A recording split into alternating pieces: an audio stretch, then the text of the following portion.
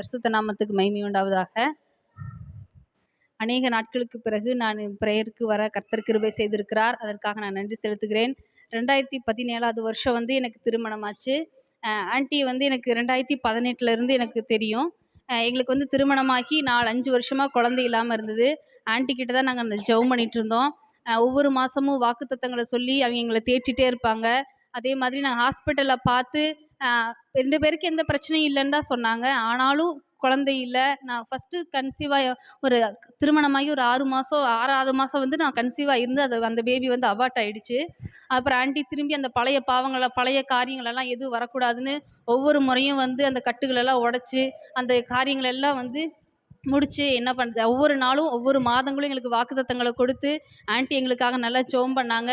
2021 வருஷம் நான் ஜனவரி மாதம் நான் கன்சீவாக கர்த்தர் கிருபை செய்தார். அதே மாதிரி அப்போ இருந்து திருப்பியும் ஆன்ட்டி ஒவ்வொரு மாதமும் எங்களுக்காக ஜெபம் பண்ணிகிட்டே இருந்தாங்க.